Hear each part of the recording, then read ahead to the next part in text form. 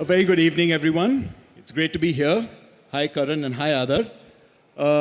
It was less than a month ago that the Indian media and entertainment industry woke up to the news, pretty sensational news, that Dharma and Adar Poonawalla were coming together to do a 50-50 joint venture, and that Dharma Productions would now be a partnership between Karan and Adar.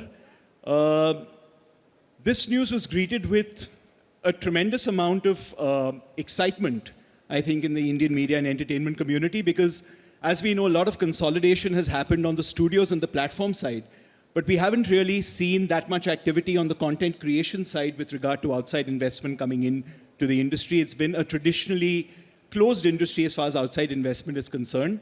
So Karan and Adar, I'm sure you're sick of the memes that have been circulated, but I can't help but say, Adar, I hope you're not going to be changing Covishield to a K.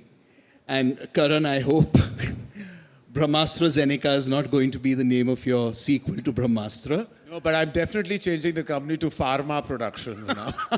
That's a good Which one. was the other name. That's a great And the idea. other one was Kabhi Khushi Kabhi Serum. That's perfect. Now, this is CNBC, so unfortunately, I'm not going to be able to do any more of those puns. I need to be all serious and businesslike. But since it is Karan Johar, I have to ask him what he was manifesting when he decided that Dharma Productions would now move into this new generation of raising capital. Because, as we know, films has been his passion, his father's passion, and Dharma Productions has been a passion project for all these years. So what were your personal and your business considerations? It'll be great to get a sense of both, because that'll give us a sense of where the media and entertainment industry is headed as well. Thank you, Sid. Firstly, thank you so much for moderating this session. I couldn't have asked for someone better to do this. Thank you so much on behalf of both Adar and I. I have to say that contrary to what people might know of or feel of Dharma Productions, actually it's a rather nascent company where it comes to multiple productions and building it in a studio model. We actually began our journey when you were very much part of the family with UTV at that time, with multiple productions that we started with Wake Up Sid and I Hate Love Stories and a film called Qurban. And I signed my first deal, so to say, with Ronnie Screwvala. So the Parsi community has been very kind to me. And subsequently, we built Dharma Productions right up to 2023. So in a sense, our journey of producing multiple films and content has been 15 years old. Prior to that, it was just films that I directed, that my father had curated over the years, which were very few films, really.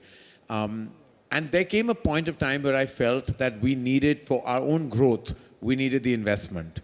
We needed to kind of not partner with everyone and increase our profitability. And therein came the decision to sell stake and, build in a partnership with somebody. At that point, we did all the due diligence, we did all the, work. And the idea was to kind of create further verticals at Dharma Productions. Besides, we have Dharma, we have Dharmatic, we have an ad division at Dharma 2.0. But, the whole idea to build our own distribution network, perhaps, or maybe dabble in the music arena and many other verticals is something that I dreamt of, but I needed the partnership for that. And in many ways, when Adar, who's been a dear, dear family friend for many years, spoke to me and we decided to come together on this, I felt it was the best decision for us because it was the coming together of somebody, like-minded people, and also someone who possibly would allow me my creative vision and yet contribute so strongly to the growth by giving me his terrific business insight. So I thought it was a great marriage of two minds, and it really wasn't a big decision for us because when it came to partnering with Adar, it was just easy. It was like both Apurva and I, who've built the company together, both knew that he was the best possible partnership for Dharma Productions and for where we want to take it.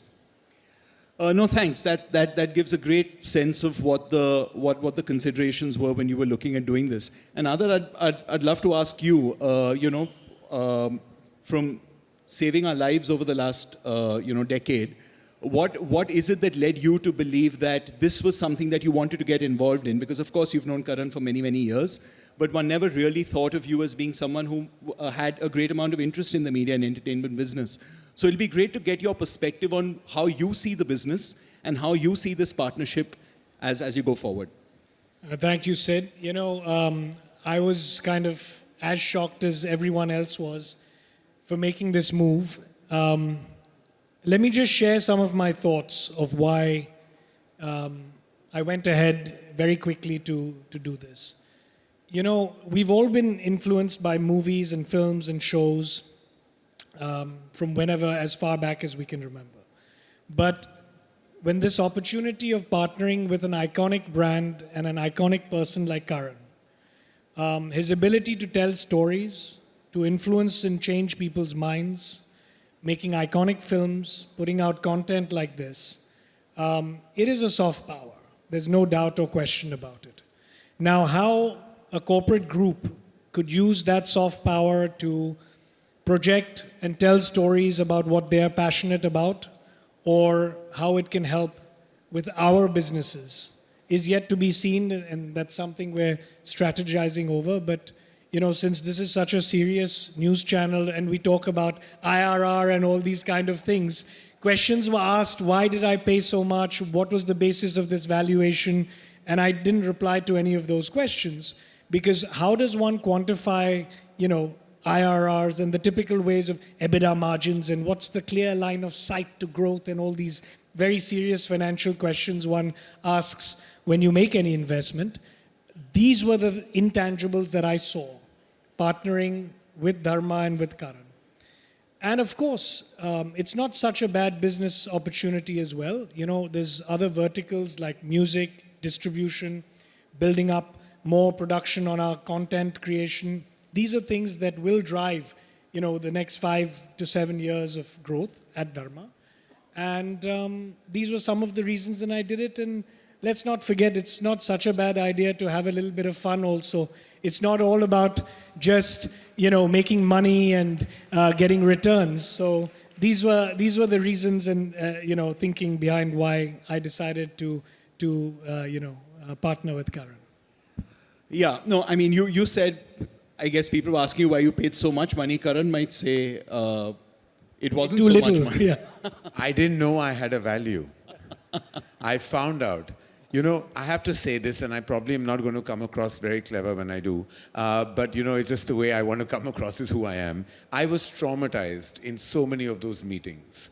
When we spoke, there were things and terms that I'm a creative artist. What is a put and what is a call and what is an exit? A drag and a tag. I never thought we'd hear the words coming out of his mouth. And drag and tag. And then he kept saying, I will drag and you will tag. And I was like, I know what drag is in a totally different way. And I know what tag is from a price tag that I pay in the retail zone for. I know what put is and call is in a very different way altogether. But I had no idea what was happening when those Excel sheets would come in front of me. And your reality is staring at you and you think that you've done something so wide and vast. And then there is a value put. So when people tell Adar, you've paid so much money, I'm like, has he really? I said that deliberately to give you a chance to say exactly that. Because I feel like, firstly, I have to tell you, the dynamism displayed by Adar Poonawalla was almost inspirational to me and to everyone on. We cracked the major part of this deal on a Zoom call, I want to tell you. And he was like a superstar in that. Like, it was literally, he had a few questions which were answered, and then he was like, okay, so when do we sign? And I'm like, for 1.5 years, we're deliberating, we're talking about put and call and exit and entry and everything that you can think of. And then he comes in, sweeping us off our collective feet. And I'm like, this is probably how I would have loved to do business if I could afford to. And I can't afford to, of course. He can. But I just thought it was also the most essential thing is, I'm here today feeling even more accountable and responsible than I ever was. Prior to this, I was like running my own ship, right? Apurva and I were two people. We ran our company like siblings. He took care of finance, admin, legal, everything, all the stress points, and I did the creativity. Today, I'm talking about profit margins, profitability, reducing costs. How do we show to Adar how immensely profitable we're going to make this conglomerate? And to me, that is giving me the most exciting sleepless nights. I never thought that I would feel this accountable. in my life, and this is great accountability. This is what I think my father tried to make me and Apurva's tried to make me for the last 25 years of my life. Adar Poonawala has done it in 3 months. I'm so happy you said that, Karan. Thank you. I hope this is recorded and kept in the archives forever. So Well, thank you. unfortunately, it is recorded. Everything I say today, I'm staring at Ajay Bijli, a big reason why we're here today.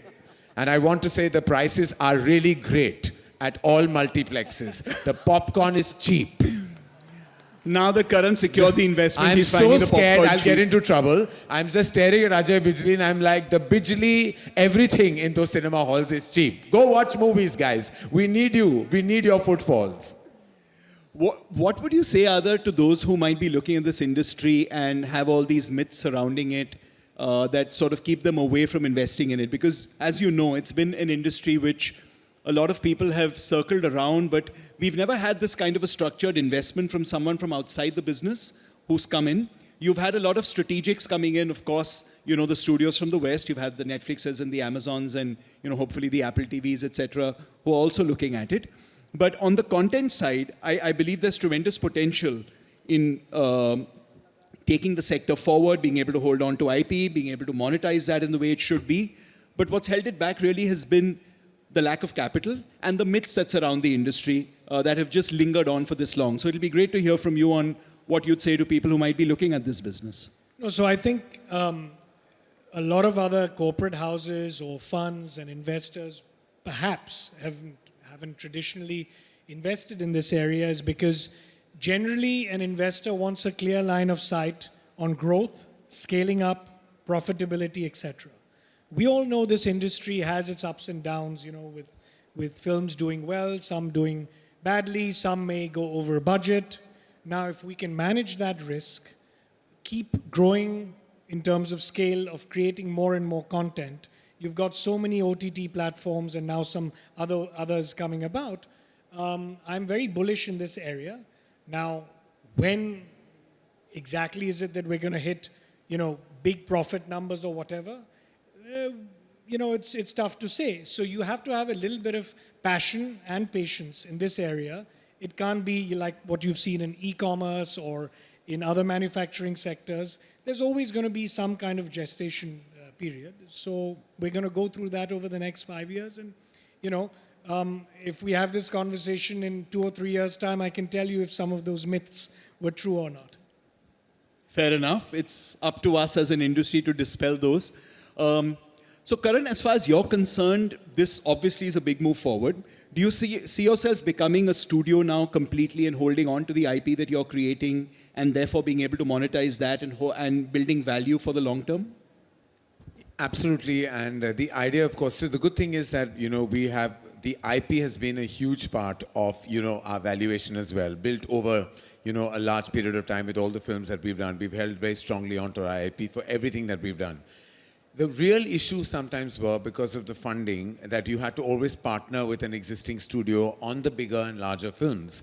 And with that, even when we made big hits, we were always sharing the profit. In this scenario, it gives us the opportunity of actually increasing and enhancing our profitability by owning the film entirely. But yet, there will be those massive brahmastras that we will make that will need the support of a studio. If I make a film that is over 250 crores, 200, 300 crores, it's not possible to fund that totally at our stage even now. But yet, it's the middle budget film where the cost to profit is super high. Those are the films that you can actually fund entirely on your own and you can enjoy and reap the benefits of that big breakthrough profit that is to happen. Because I believe the real bread and butter, the real money comes from that middle budget film. Because in the big budget films, you know, while you might make that money up, and it's a large journey to cover that money, and then, you know, the cost of capital and then the cost of P&A, the margins are not very large. But when you strike it in a 65 to 80 crore window film, and you really hit the large number, that is the film I'm chasing. So more than the tentpole film, I'm chasing the middle budget film that gives me a larger return. Because they're the revenue multipliers that much more when everybody when it's a thinks hit. bigger the film, bigger the money made. It's not always true. Because bigger the money spent is also the bigger, larger journey to recovery, you know. So that's what we do. And then the verticals that we are in the near future going to make some announcements about verticals that we're going to begin. And we do hope that everyone eventually wakes up to the fact that we now truly mean business. So would you do the same thing on the streaming side as well? When you're making series, etc., would you adopt the same model? Maybe the larger tentpole ones are ones that you don't necessarily need to fund yourself, but the middle ones you might look at actually going in and investing? No, so I don't believe in that model. I believe a series should be greenlit by a platform. And then you should go ahead and make it. Because there are, you know, we've seen those content creating houses that have put in a lot of investments, created tremendous creative equity, you know, and by making series, but many of those lie unsold. And eventually, you know, you need to kind of make sure that your series that you're putting all that might on, the money on, gets a platform in a house. So very clear that in Dharmatic Entertainment, we want to widen the scope of our work for sure, but we want to make sure that it's attached to a platform before we start putting any money into it. Got it. Also, would there be some projects that you look at from an international perspective which is taking India to the world? Because I think Korea in the last couple of decades has really shown us with their movies, with their music, with their TV, with their food, the soft power that they've managed to really take around the world. And like we say, I've been doing K-dramas before they did. That is true. So I'm quite used Literally. to it. So literally. No, absolutely. And I think a few of our projects, definitely. For example, we had a breakthrough film called Kill that released last year that was picked up by Lionsgate internationally. A large international sale happened thanks to our presence at the Toronto International Film Festival where we struck that deal. Subsequently, the film is now being remade in English and also in Tamil and Telugu, and we sold those rights. So we do plan to produce the second part of Kill also, and we hope to have the same international success. Similarly, we are producing a film with Neeraj Ghewan, who is a Cannes award-winning filmmaker, and we plan to take that film, you know, to the international festivals and have sales internationally. Few of those decisions we are definitely going to make, but few, Sid. Because I don't understand this concept of planning a crossover film. Because I do believe once you cross, it's all over. Because, you know, it's really not always going to be viable and beneficial. So I don't think you can plan a film for an audience. Yeah, a film has to acquire. It is something that happens organically at Today, for times. example, I'm not sure, like, you know, when Lagan was made, or Lapata Ladies, both attached to Amer, where he planned those films for him. He made great films. The fact that it's going to win an international audience and the love of an international audience has to be a thing that happens post the film's release. So I don't think you can plan or strategize an internationally loved film made out of India.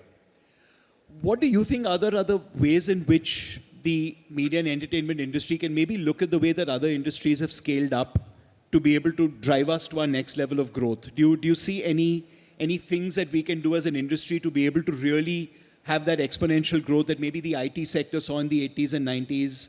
Or any other industries that have had that step up? I think the government has been quite helpful wherever needed, and we can have conversations with them to see how we can promote and penetrate the rural parts of the country a little bit more. And if you can get more screens there and ways of getting into people's homes in villages and other areas, there's talk about having those cinemas, which are not exactly big screen cinemas like, you know, you see in the urban areas, but more penetration will definitely help scaling up and becoming more profitable. Also, the kind of films that one likes to watch may not, or what we call good films, may not necessarily do so well at the box office as we know. So, you know, when you're looking at it from a business perspective, if anyone else is also investing, one needs to keep making those kind of films, and also the kind of ones which are iconic, what, you know, for example, Karan has made from Kabhi Khushi Kabhi Gham, Kuch Kuch Hota Hai, all those iconic ones, which are remembered, and then you have a library that's built up like we do, you know, which one can monetize later in the future as well.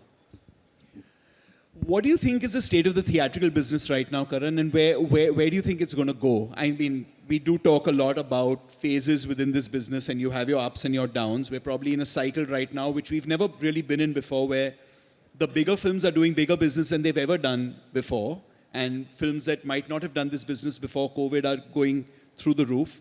And then there are some films that come and go, even with very big stars. So it's clear that the audience seems to be becoming very discerning about that trip to the theaters.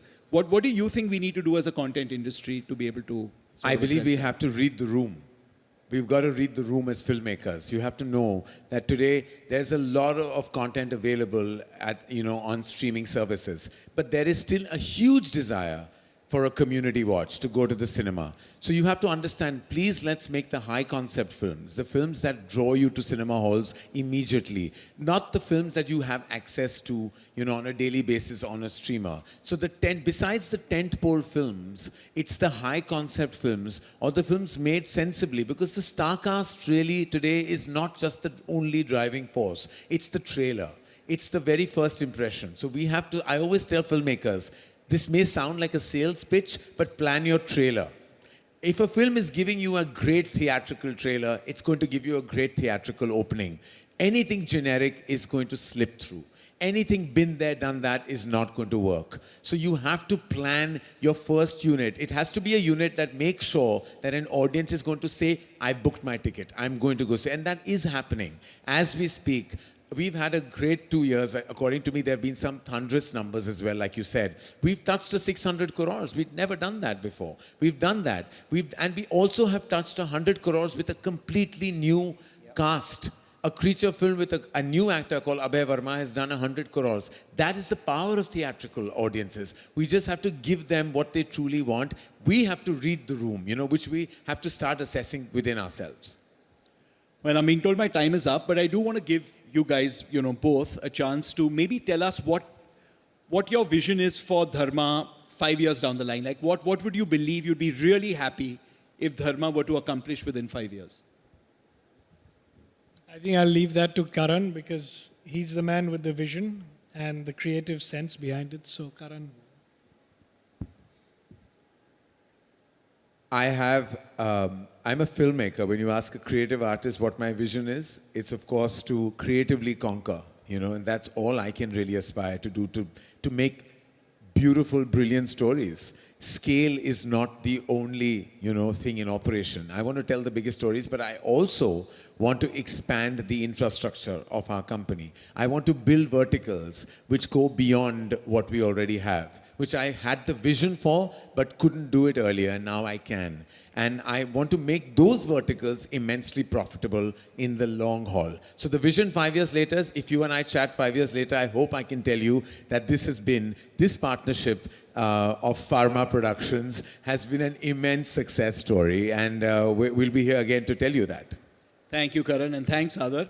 I just want to say on behalf of the entire Indian media and entertainment creative community that this was an incredibly inspirational announcement that happened, within the last month. And I think it's led to a lot of people thinking that the creative industry, the content creation business, if we're able to capitalize and we're able to bring the right funding, the right partners, the right growth into the business, then I think the next decade could genuinely be India's decade. And I do believe what Adar has done, I hope, does become something that others as well follow through, because it would be wonderful for that fresh burst of oxygen in our business coming in from outside of the business, because I do believe, and I hope that this is one of many other further collaborations. Even if Adar has to go forward and do it again, I'll be proud that he began with me.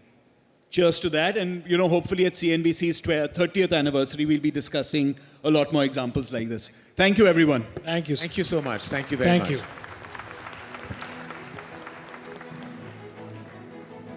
Thank you, Siddharth Roy Kapoor, Adar Poonawalla, and Karan Johar. That was quite an engaging, fun, candid conversation. Thank you so much for joining us here tonight.